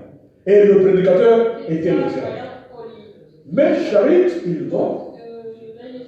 Dieu vient lui dire, Dieu Charit, prends ta maison et donne ça au prédicateur. Docteur. Quand frère Félix est en train de payer sa maison là, Dieu vient lui dire, on se veille, prends ta maison là, de paye là, donne au pasteur là. Ce n'est plus ta maison. Il va voir un choc, il va faire une crise. Il va maintenant se mettre dans la maison. Non, non, non, ça c'est faux. Ils vont faire une crise dans la maison. Et si vous ne faites pas attention à aider ce même début, parce que si l'homme dit non, non, je ne vais pas. Mais écoutez l'histoire des frères. L'argent, il a fait ça. Dieu vient, il lui dit, prends la maison, donne à mon serviteur. Je lui dis, 17 ans avec ma femme, sans enfant, nous sommes pauvres, nous n'avons rien. Et tout ce que nous avons pu faire, nous avons acheté cette petite maison à 3 pièces. Maintenant, Dieu vient me dire de prendre cette maison et de donner ça à son serviteur. Il dit, ok Seigneur, parce que tu as dit, je vais le faire. Et il est allé voir sa charmante petite femme. Chérie, tu sais quoi? Dieu m'est apparu dans la nuit aujourd'hui. Il m'a dit que nous puissions prendre notre maison ici, que nous puissions donner ça au prédicateur. Et sa charmante femme lui dit, oh chérie, mais si c'est Dieu qui l'a dit, je suis d'accord. Donnez-lui seulement la maison. Est-ce que vous comprenez comment des gens de foi marchent? La foi ne regarde pas aux choses que nous voyons. La foi regarde ce qui est invisible. Dieu a dit, c'est tout ce que je peux faire. Mes frères, je vais te dire, moi ici, je ne viendrai jamais. Parce que vous comprenez bien que dans ce témoignage, c'est Dieu qui a parlé aux frères. Parce qu'il y a des prédicateurs maintenant qui abusent. Il voit quelqu'un il a acheté sa maison, maintenant il va lui dire, non, donne-moi ta maison, Dieu va te donner. Je ne ferai jamais des choses pareilles. Vous comprenez ça, mes amis? Maintenant, il prend sa maison avec la mort de sa femme, il le donne au prédicateur. Le prédicateur vient après dans sa maison. Lui maintenant, il va dans les camps de touristes et c'est là qu'il commence à vivre. Dieu lui dit, dans cette maison, tu prends seulement l'argenterie, c'est-à-dire les cuillères, les fourchettes, les assiettes, les ustensiles de cuisine qui sont en argent. Prends seulement ces histoires-là et tes habits, sors. Les restes, donne à mon serviteur. Et Dieu Charit est sorti comme ça de sa maison. Il est allé vivre dans les camps de touristes. Et il vivait là-bas pendant un an. Maintenant, un jour, parce qu'il avait obéi à la parole de Dieu, il y avait une femme riche qui vivait quelque part. Dans un quartier riche, des aristocrates, des gens des grandes classes. Un jour, la femme lui dit, Monsieur Charit, je vois là, comme tu vis là, tu n'as pas d'endroit où dormir avec ta femme. Je vais te proposer quelque chose. Tu vois chez moi là-bas, j'ai mon garage. Mais je suis prêt à aménager dans mon garage là-bas et te donner ça pour que tu puisses vivre là-bas. Et tu vas vivre gratuitement. Au lieu de dépenser le peu d'argent que tu as dans le cas des touristes, alors que tu n'as pas d'argent. Viens vivre dans ton garage, mais pourvu que tu puisses seulement mettre un peu de l'eau sur les gazons dans ma parcelle, arranger la parcelle.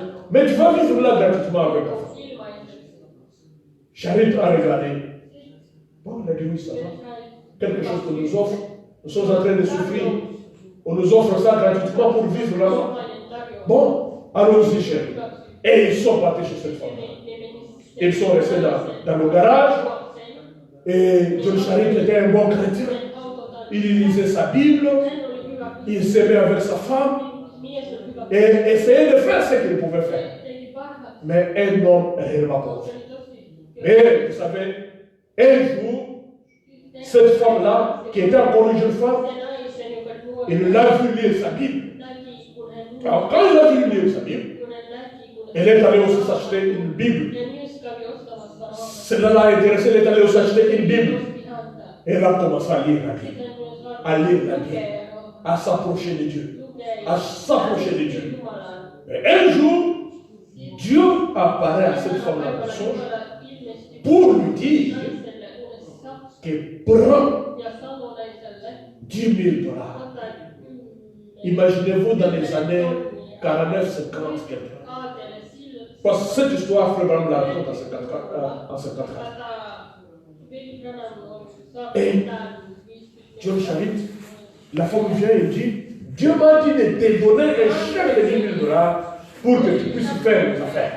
Imaginez un homme pauvre comme celui-là, qui avait difficile à parler, qui était marié depuis 17 ans, sans avoir d'enfant. Il avait toutes les difficultés du monde. Il dit quoi? Moi, mais jamais. Je ne suis pas fait pour être un homme d'affaires. Je ne peux pas faire ça. Je ne peux pas prendre ce crédit. La femme dit, mais Dieu m'a dit. Alors je crois qu'il s'est souvenu de son propre camp. Quand Dieu lui avait dit de donner la maison, alors elle a accepté finalement le chèque. Parce que la femme a dit que Dieu m'a dit de te donner ça. Et Charit a pris ce chèque-là de 10 000 $. Il ne savait pas où commencer. Mais il est simplement parti. Quand il est parti, il a vu une maison. Il a vu une maison. Et cette maison-là, on était en train de la vendre. On la vendait à 2 000 $. Il s'est dit, j'ai l'argent ici. On vend ça à 2 000 $. Bon, je vais acheter cette maison. Il achète cette maison-là à 2 000 $. Et lui et sa femme, ils commencent à travailler. Les plâtres, ils enlèvent, et puis les renouvellent, ils arrangent cette maison. Et le prophète dit, s'ils avaient revendu cette maison-là à 3 000 $, il aurait fait une très bonne affaire. Mais il a revendu cette maison-là à 6 000 $. De 2 000 $ à 6 000 $. Imaginez-vous ces montants-là. Vers ces années-là, c'est que ça représente. Ce n'est pas les 6 000 $. Imaginez ce que 6 000 $. Parce que Frère Branham dit, quand il parle de son beau-père qui travaillait dans le chemin de fer, les papas des Branham, les salaires même qu'ils citent là. Mais aujourd'hui, si on se dit quelqu'un qui touche 300 $ ou 600 $, c'est rien. Mais à cette époque-là, c'était un grand comme un grand directeur. C'est pour vous dire que 6 000 $, c'était beaucoup d'argent. Et le prophète dit, il dit que depuis ce temps-là, quand Charit vient lui parler, il avait déjà un demi-million dans son corps. Et il dit à Frère Branham, j'ai tellement d'argent que je ne sais plus quoi en faire. Il possède des grands ranchs aux États-Unis. Beaucoup de biens aux États-Unis. Tout ça pourquoi? Parce qu'il a obéi la volonté. Parce qu'il a donné. Et en donnant, mes chers amis, c'est un secret pour la réussite. Parce que la Bible dit qu'il y a une loi. La loi de la sémence qui dit ce que vous semez, c'est ce que vous récoltez. Vous semez ça dans l'œuvre de Dieu, vous récolterez aussi beaucoup de bénédictions. Charit est devenu multiple. Il a eu beaucoup d'argent parce qu'il avait pris le fruit de son sacrifice. Il n'en avait pas beaucoup pour donner, mais seulement le peu qu'il avait là, c'est ce qu'il avait donné. Et c'est cela qui lui a donné beaucoup de choses. Beaucoup de chrétiens déjà disent, quand j'aurai beaucoup d'argent, c'est alors que je vais donner. Quand j'aurai un salaire, où je sais payer ma maison, je sais payer mes factures, c'est dans le reste là que je vais payer ma vie. Ce n'est pas ça avec Dieu. Ce n'est pas ça avec Dieu. Je vais vous lire le prophète ce qu'il dit. Écoutez ce que votre prophète dit. Dans le message. D'abord, pour terminer avec Charit, qu'est-ce que Dieu a fait pour lui? Non seulement qu'il lui a donné beaucoup d'argent, des millions, des milliers de dollars, mais Dieu a restauré son langage. Il a commencé à parler normalement. Dieu l'a guéri de ses défauts qu'il a fait. Non seulement que Dieu l'a guéri de ses défauts, mais après toutes ces années de stérilité de sa femme, Dieu l'a béni avec 3 enfants. Pourquoi? Parce qu'il a vu agir conformément à la parole de Dieu. Pour avoir obéi à Dieu, pour avoir donné son argent à Dieu. Et regardez comment Dieu l'a béni. Il a restauré son langage. Sa femme a mis au monde et il lui a donné beaucoup d'argent. Pourquoi? Parce qu'il y a beaucoup de bonheur, mes chers amis, à donner qu'à recevoir. Et regardez toutes les personnes qui ont été bénies dans la vie. Ce n'est pas parce qu'ils en avaient beaucoup, mais ce qui leur restait pour vivre, c'est ce qu'ils ont donné. Mettez Dieu à l'épreuve et voyez si n'agit pas. C'est pourquoi la Bible dit, mettez-moi à l'épreuve de la sorte. Vous me trompez, vous me volez, et vous dites, en quoi est-ce que nous avons trompé? Mais dans les types, vous volez les types, vous ne donnez pas mes types. Mettez-moi en sorte à l'épreuve. Et voyez si je n'agirai pas. Vraiment, il n'y a plus de bonheur à donner qu'à recevoir. Parce que, écoutez mes amis, tout l'argent que nous avons ici, vous savez qu'un jour ça passera. Tout ce que nous avons, les maisons d'argent, un jour ça passera. C'est vrai. Au paragraphe 16, le prophète dit, parce que, écoutez mes amis, tout l'argent que nous avons passera un jour. C'est vrai. Ça n'existera plus. Et c'est les choses éternelles qui se trouvent dans notre âme. C'est ça qui restera éternellement. Le salut, la bénédiction spirituelle, tout ce que Dieu a accompli dans votre âme, tout ce que vous aurez fait pour Christ, c'est cela qui t'accompagnera jusqu'à l'éternité. Nous avons un endroit où nous sommes allés, et c'est là que nous devons amasser notre trésor. Là, chaque fois que nous mettons quelque chose dans l'œuvre de Dieu, sachez que Dieu sait tout ce que vous faites pour lui. Le prophète le dit, Dieu ne sera jamais redevable à personne. Dieu n'aura jamais la dette de personne. Parce que lui, il rembourse. Et Frère Barou dit que Dieu rembourse même avec beaucoup d'intérêt.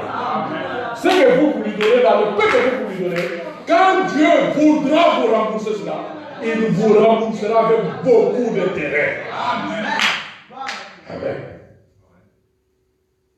Vous vous rappelez ce qui est arrivé à la veuve de Sarepta. Tout ce qu'elle avait pour manger. Le prophète de Dieu lui a dit, fais-moi un gâteau avec ça, que je mange d'abord. Mais pendant que tout le monde mourait de faim, il n'y avait jamais eu de manque de nourriture dans la maison de la veuve de Sarepta. Parce qu'il a donné tout ce qui lui est resté. Or, c'est là le défi pour nous les chrétiens. Nous nous donnons quand nous en avons beaucoup. Et nous gardons le peu que nous avons. Quand on a peur, on ne donne plus. Non, j'ai des factures, j'ai de ceci. D'abord Dieu. Dans le message, Christ est révélé dans sa propre parole. Au paragraphe 13, écoutez ce que votre prophète dit. Il est allé voir un homme qui s'appelait M. Masson. Et il dit, M. Masson, la première chose, M. Masson, comme mon devoir envers Dieu, est-ce que vous êtes avec moi? La première chose, M. Masson, comme mon devoir envers Dieu, je lui dois mes dîmes. Est-ce que vous dites Amen? Je lui dois mes dîmes. Je veux lui payer mes dîmes. En premier. Puis, le devoir suivant, c'est payer mes dettes. Est-ce que vous voyez l'ordre que frère prend place? Mais nous, qu'est-ce que nous faisons? Nous payons d'abord les dettes et nous payons par la dîme. Or, la dîme devient une dette. Parce que ce n'est même pas notre argent. C'est l'argent de Dieu. Ce n'est pas ton argent. Mettez-vous en tête que si vous avez le brut de 2000, vous ne recevrez jamais 2000. On va vous donner par exemple 1700. Les 300 sont partis où? Au vert. Pourquoi? Parce que c'est l'argent de l'État, ce n'est pas votre argent. Est-ce que vous comprenez ça? Maintenant, dans ce qui vous reste là, ce n'est pas votre argent. Dans ce que vous avez là, il y a maintenant l'argent de Dieu. Vous n'allez pas utiliser ça pour payer vos dettes avec l'argent de Dieu.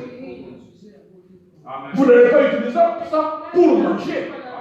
Parce que vous n'avez pas la qualité de manger la dîme de Dieu. Est-ce que vous comprenez ça? Donc dans ce qui vous reste là, vous enlevez maintenant la dîme, vous mettez de côté. Vous faites tous vos programmes avec ce qui vous reste.